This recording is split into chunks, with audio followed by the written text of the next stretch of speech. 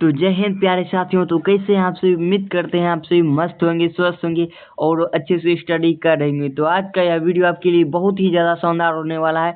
तो आप सब जो है कि इस वीडियो को छोड़कर जाइएगा नहीं, क्योंकि इस वीडियो में जो है कि हम आपके लिए लाए हैं। क्या लाए हैं? इस वीडियो में हम आपके लिए लाए हैं इकोनॉमिक्स का जो है कि इकोनॉमिक्स का दूसरा नंबर चैप्टर। इकोनॉमिक्स का जो है कि दूसरा नंबर चैप्टर है राज्य एवं राष्ट्र की आय। इसी इकोनॉमिक्स कहे तो अर्थशास्त्र। इकोनॉमिक्स को हिंदी में क्या कहते हैं? अर्थशास्त्र कहते हैं भैया, अर्थशास्त्र। इकोनॉमिक्स को हिंदी में क्या कहते हैं? तो अर्थशास्त्र कहते हैं। तो ये इसी अर्थशास्त्र का दूसरा नंबर चैप्टर जो है कि राज्य एवं राष्ट्र की आय का ऑब्जेक्टिव क्वेश्चन आंसर लाए हैं। तो यह आपका जो है कि दूसरा नंबर चैप्टर है।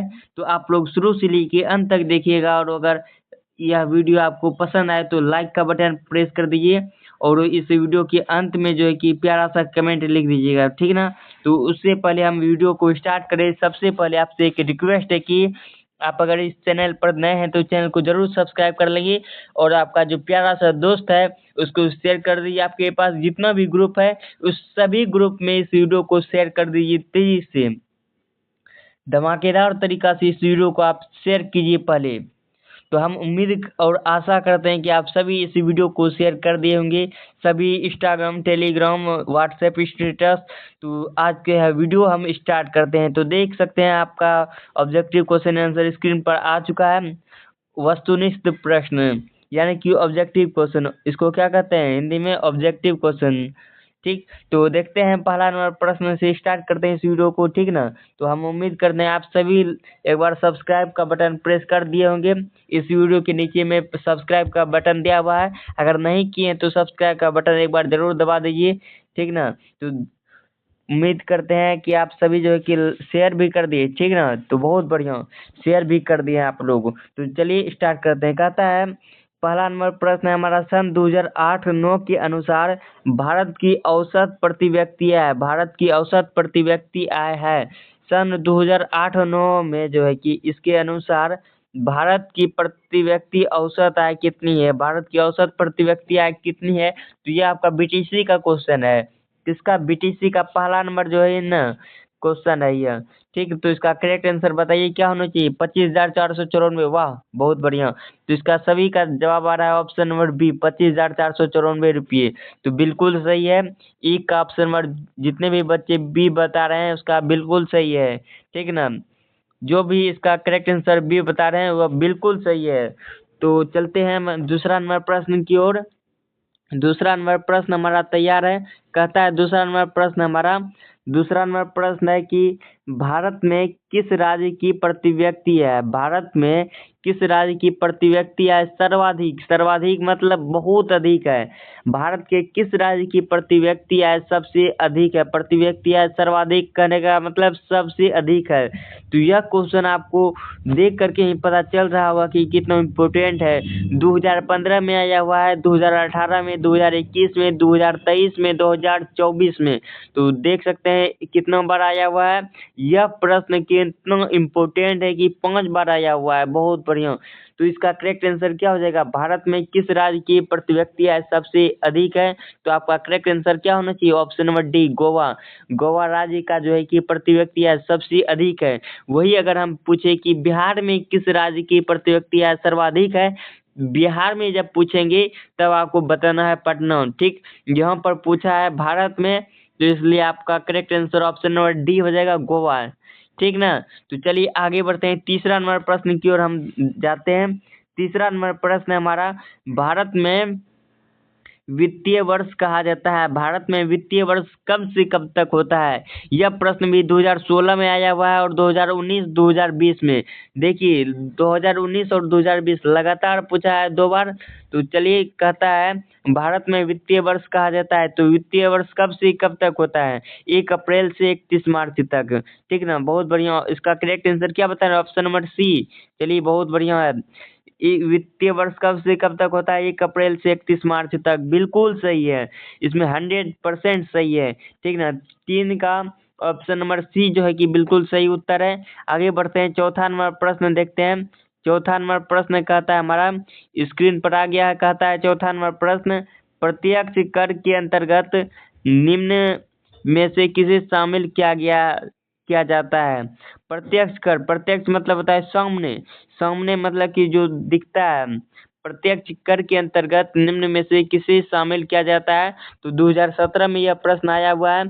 प्रत्यक्ष कर के रूप में किसे शामिल किया जाता है? तो आयकर को शामिल किया जाता है। प्रत्यक्ष कर के रूप में किसे शामिल किया जाता है? तो आयकर को शामिल किया जाता है, ठीक ना। तो आपको इसका जवाब क्या देना चाहिए? ऑप्शन बढ़ी। चलिए बहुत बढ़िया है। प्रत्यक्ष कर के अंतर्गत निम्न में से किसे शामिल किया जाता है? आयकर को। ठीक, आगे बढ़ते हैं। पांचवा नंबर प्रश्न है हमारा। पांचवा नंबर प्रश्न है, बिहार के क्या कहता है? बिहार के किस जिले का प्रति व्यक्ति आय सबसे अधिक है? बिहार के किस जिले का प्रति व्यक्ति आय सर्वाधिक है? वही बता ही दिए थे हम आपको कि बिहार में अगर जैसे पूछेगा बिहार में किस राज्य की प्रति व्यक्ति आय सर्वाधिक यानी सबसे अधिक है, तो आपको बताना क्या है? पटना। पटना क्या बताना है? पटना। 5 का ऑप्शन नंबर ए। जितने भी बच्चे बता रहे हैं उनका बिल्कुल सही है, ठीक ना। आगे बढ़ते हैं। 6 नंबर प्रश्न आपकी स्क्रीन पर आ रहा है, तो आपका स्क्रीन पर आ चुका है, ठीक ना। तो आप लोग जवाब दीजिए कमेंट बॉक्स में, इसका आंसर कमेंट बॉक्स में देते रहिए आप सभी। तो 6 नंबर प्रश्न हमारा कहता है कि भारत की राष्ट्रीय आय सर्वप्रथम अनुमान किसने लगाया? भारत की राष्ट्रीय आय का सर्वप्रथम यानी सबसे पहले अनुमान किसने लगाया? भारत की राष्ट्रीय आय का अनुमान सबसे पहले किसने लगाया था? तो आपको मालूम होगा।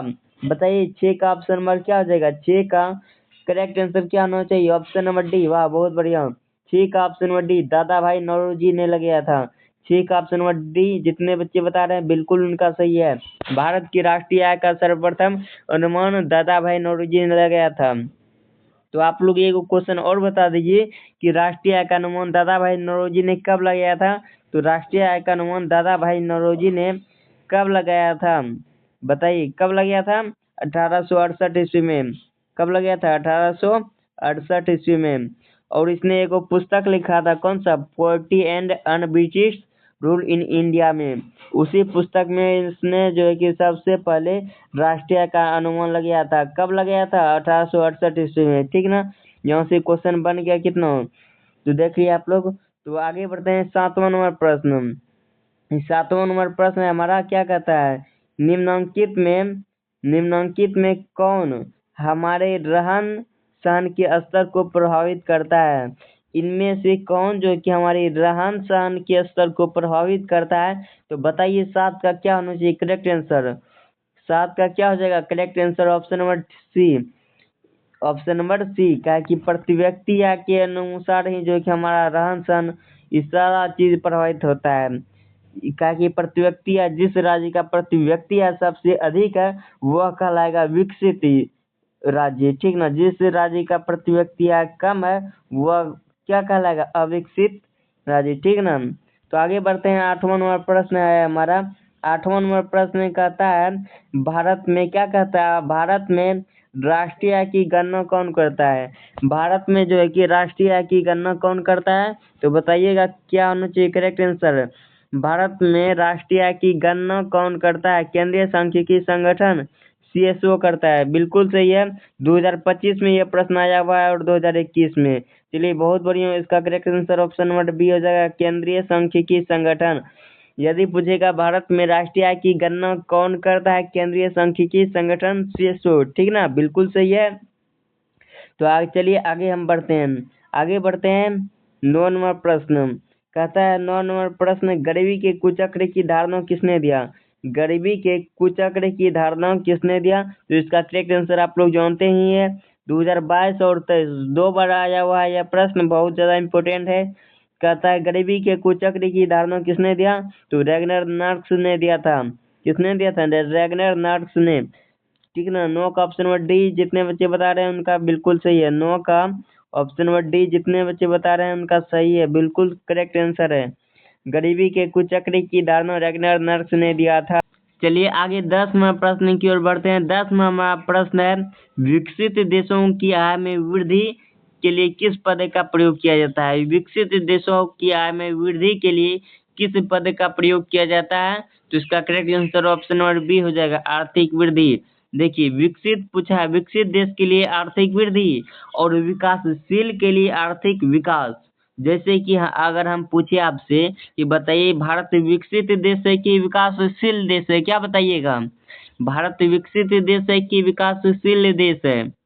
तो आप बोलेंगे कि भैया जो है कि जो है ना भारत विकसित नहीं विकासशील देश है, ठीक है ना? तो आपका जवाब बहुत सही हो जाएगा, करेक्ट आंसर।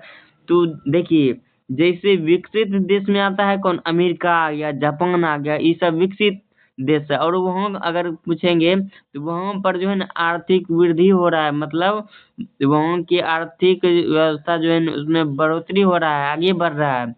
तो आगे बढ़ते हैं। तो विकसित देशों की आय में वृद्धि के लिए किस पद का प्रयोग करेंगे? आर्थिक वृद्धि। चलिए 10 का ऑप्शन और बी बिल्कुल करेक्ट हो जाएगा। आगे बढ़ते हैं 11 नंबर प्रश्न। 11 नंबर प्रश्न है हमारा, क्या है 11 नंबर प्रश्न? स्क्रीन पर आ गया है, बताइए जवाब आप लोग। 11 नंबर का क्या होगा? कहता है निम्न में से किस विधि के अंतर्गत उत्पादित अंतिम वस्तुओं के मूल्य को जोड़कर राष्ट्रीय आय की गणना की जाती है? तो निम्न में से किस विधि के अंतर्गत उत्पादित अंतिम वस्तुओं के मूल्य को जोड़कर राष्ट्रीय आय की गणना की जाती है? तो बताइए 11 का करेक्ट आंसर क्या हो जाएगा? तो मूल्य योग विधि। क्या हो जाएगा? ऑप्शन नंबर सी, मूल्य योग विधि, ठीक है ना? मूल्य योग विधि हो जाएगा करेक्ट आंसर। यहाँ पर क्या पूछा था? निम्न में से किस विधि के अंतर्गत उत्पादित अंतिम वस्तुओं के मूल्य को जोड़कर अंतिम अंतिम वस्तुओं के मूल्य को जोड़कर राष्ट्रीय आय की गणना की जाती है? तो आ विधि नहीं हो जाएगा, व्यय विधि भी नहीं होगा, तो होगा क्या? मूल्य योग विधि हो जाएगा, ठीक। आगे बढ़ते हैं 12 नंबर प्रश्न। 12 नंबर जो प्रश्न है हमारा बहुत बढ़िया प्रश्न है। कहता है गरीबी रेखा निर्धारण, क्या है 12 नंबर प्रश्न? गरीबी रेखा निर्धारण हेतु ग्रामीण यानी कि गांव, ग्रामीण क्षेत्रों यानी कि हमारा जो गांव परिवार है, गांवों के लिए प्रति व्यक्ति प्रतिदिन न्यूनतम कितनी कैलोरी निर्धारित की गई है? तो बताइएगा। जैसे पूछा है गरीबी रेखा निर्धारण हेतु ग्रामीण क्षेत्रों के लिए, अगर ग्रामीण क्षेत्र पूछा है तो 2400 कैलोरी होगा। क्या होगा? 2400 कैलोरी, ऑप्शन नंबर सी। वही अगर यहाँ ग्रामीण के जगह पर शहर रहता तब 2100 रहता है, ठीक ना? आ गया ना समझ में? तो 12 का ऑप्शन नंबर सी बिल्कुल करेक्ट हो जाएगा। 12 का क्या हो जाएगा? ऑप्शन नंबर सी बिल्कुल करेक्ट आंसर हो जाएगा, ठीक ना? चलिए आगे बढ़ते हैं। 13 नंबर प्रश्न बता दीजिए पहले हम आपको शुरू में। 13 नंबर प्रश्न कहता है बहुत ज्यादा इंपॉर्टेंट है, कहता है क्या कहता है? तो सुनिए, poverty and earn British rule in India नामक पुस्तक किसने लिखी? देखिए 2023 में आया, वह हम आपको पहले बता दिए थे कि poverty and earn British rule in India जो एक पुस्तक लिखा था दादा भाई नौरोजी ने। किसने लिखी थी? दादा भाई नौरोजी ने। कब? तो 1868 ईस्वी में। इसी ने सबसे पहले राष्ट्रीय आय का अनुमान लगाया था। किसने? तो दादा भाई नौरोजी। दादा भाई ऐसे आपको याद रखना है, दादा का भाई, दादा भाई नौरोजी। चलिए बढ़ते हैं आगे। 14 नंबर प्रश्न। 14 नंबर प्रश्न है हमारा। 14 नंबर प्रश्न क्या है हमारा? 1921 में सरकार द्वारा गठित राजस्व आयोग के अध्यक्ष कौन थे? 1921 में सरकार द्वारा गठित राजस्व आयोग के अध्यक्ष कौन थे? बताइए क्या होगा करेक्ट आंसर? इसका करेक्ट आंसर क्या होना चाहिए? 14 का बताइए क्या होगा करेक्ट आंसर? 1921 में सरकार द्वारा गठित राजस्व आयोग के अध्यक्ष कौन थे? इब्राहिम रहमतुल्लाह। वाह बहुत बढ़िया, इब्राहिम रहमतुल्लाह। जो जिनका भी ऑप्शन नंबर ए बता रहे हैं, जो भी बच्चे ऑप्शन नंबर ए इसका करेक्ट आंसर बता रहे हैं उनका बिल्कुल 100% सही है। 1921 में सरकार द्वारा गठित राजस्व आयोग के अध्यक्ष थे इब्राहिम रहमतुल्लाह, इब्राहिम रहमतुल्लाह। आगे बढ़ते हैं 15 नंबर प्रश्न।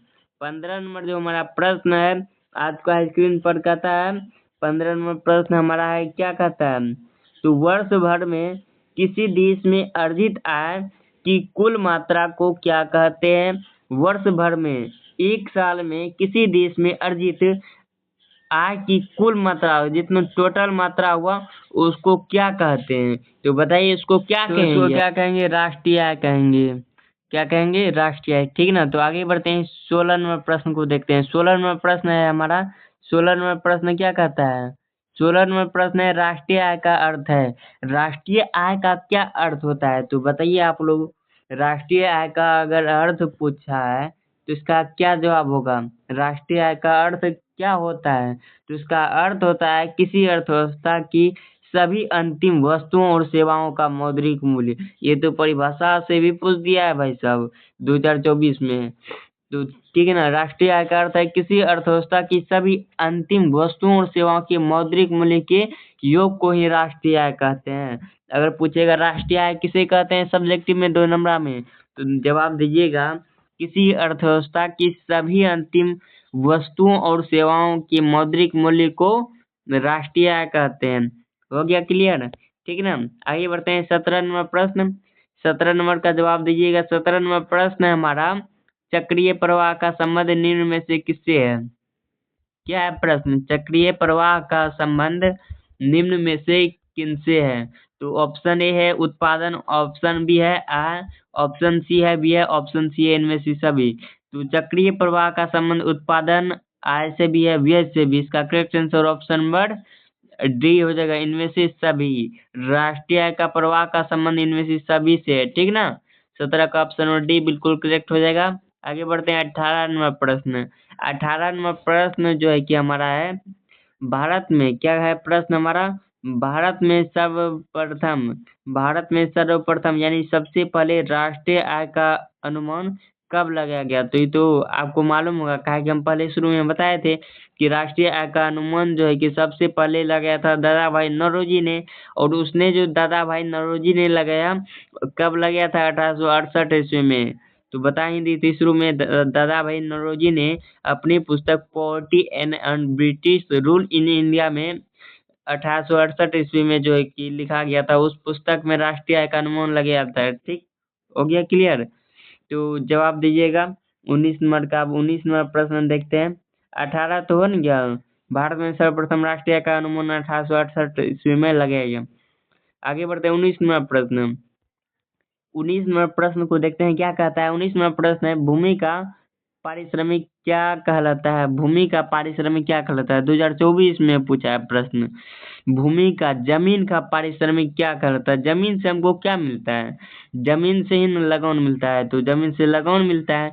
तो 19 का ऑप्शन नंबर डी जितने बच्चे बता रहे हैं उनका बिल्कुल सही है। 19 का ऑप्शन नंबर डी जितने बच्चे बता रहे हैं उनका बिल्कुल करेक्ट है जवाब। भूमि, जमीन से हमें लगान मिलता है। आय और 20 नंबर प्रश्न है, क्या कहता है? 20 नंबर प्रश्न है, आय और उपभोग। आय मतलब आमदनी, उपभोग मतलब खर्चा। हम जितना कमाए और उसमें से जितना खर्चा कर दिए और उसका जो अंतर मतलब घाटा, क्या कहलाता है? तो बचत कहलाता है। जितना हम कमाए न उसमें से जितना खा पी के बैठ गए, वही उसके बाद जितना बचा वही हमारा क्या कहलाया? बचत कहलाता है। तो 20 का ऑप्शन नंबर बी बिल्कुल करेक्ट हो जाएगा। सभी बच्चे का सही आंसर आ रहा है ऑप्शन नंबर बी। 20 का बी जितने बच्चे बता रहे हैं सभी का बिल्कुल करेक्ट आंसर है। आगे 21 नंबर प्रश्न है हमारा, निम्न में से किसमें मूल्य ह्रास, ह्रास मतलब कमी का मूल्य शामिल है? निम्न में से किसमें मूल्य ह्रास का मूल्य शामिल है? बताइएगा 21 का क्या होगा करेक्ट आंसर?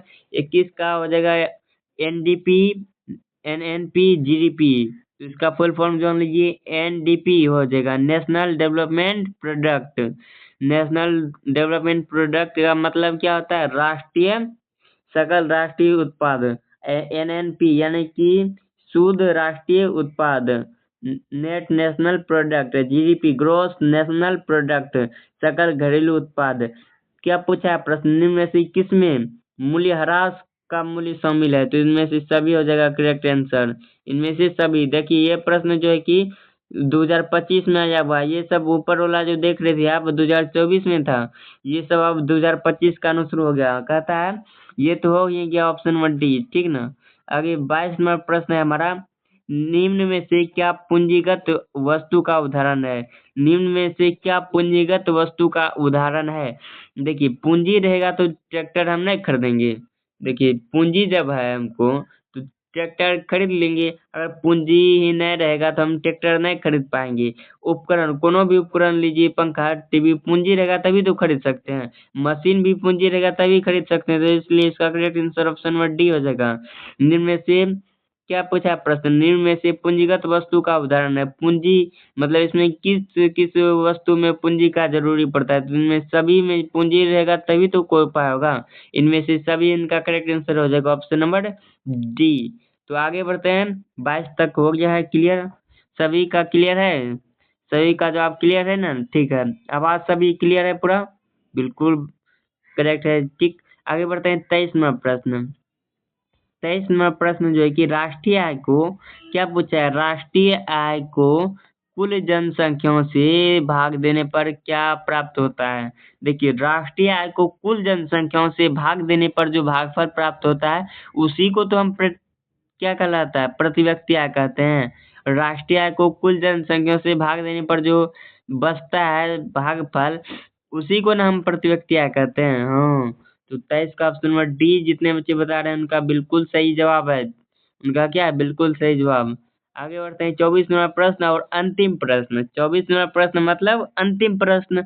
24 नंबर का आता है प्रश्न हमारा 1949 में, कब, जब हमारा भारत देश में संविधान लागू हुआ था, कब, 1950 में, उससे एक साल पहले 1949 में भारत सरकार द्वारा गठित राष्ट्रीय आय समिति के अध्यक्ष कौन थे। तो सबसे पहले राष्ट्रीय आय समिति के साथ अध्यक्ष कौन थे बताइएगा। 24 का option number A PC Mahalanobis, ठीक है, बिल्कुल करेक्ट आंसर है।